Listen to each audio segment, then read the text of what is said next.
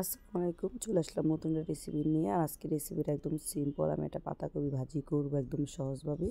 তার জন্য প্রথমে আমি পাতাকপিটা কুচি কুচি করে নিয়ে একদম ধুয়ে পরিষ্কার করে নিয়ে নিছি। নিয়ে এখন একটা কড়াইতে বসাই দিছি, একটু ভাপ দিয়া একটু মজায় নেব, তাহলে পাতাকপি ভাজিটা করলে ভালো লাগে।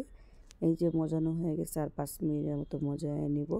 আর ভাজিটা আমি ডিম দিয়ে করব। যারা নতুন আছেন আমার রেসিপিটা থেকে একদম সহজভাবে ভাজিটা করতে পারেন।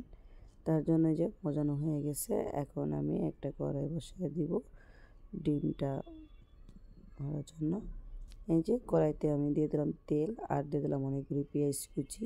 পেঁয়াজ কুচিটা দিয়ে পেঁয়াজ কুচিটা আমি একটু বাদামি কালার করার পর্যন্ত অপেক্ষা করব। আর দিয়ে দেবো অনেকগুলি কাঁচামরিচ। কাঁচামরিচগুলো মাঝখানে আমি চিড়ে নিছি, চাইলে একটু আস্তা দিতে পারেন। আর এই যে এখানে আমি ডিমটা ভেঙে নিয়ে নিছি। ডিমটা দিয়ে এখন ডিম ঝুড়িটা করে নেব। একদম ভাজা ভাজা করব না, হালকা একটু সফট করে ডিম ঝুড়ি করে নেব। ডিম ঝুড়িটা হয়ে গেছে, এখন আমি দিয়ে দিব পাতাকপিটা। পাতাকপিটা যে ভাপ দিয়ে নিয়ে নিচ্ছি, সেই পাতাকপিটা দিয়ে দিলাম। দিয়ে ভালো করে ডিমের সঙ্গে মিক্স করে নিয়ে নেব। মিক্স করে নিয়ে আমি এভাবে রান্নাটা করে নেব।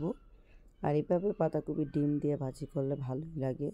আর এখন তো নতুন পাতাকপি, তাই দেখেন পাতাকপিটা একদম গলে গেছে। আর আমি কিন্তু লবণ দেখাইনি, কেন আমি লবণটা দিয়েই কিন্তু পাতাকপিটাকে ভাপ দিয়ে নিচ্ছি।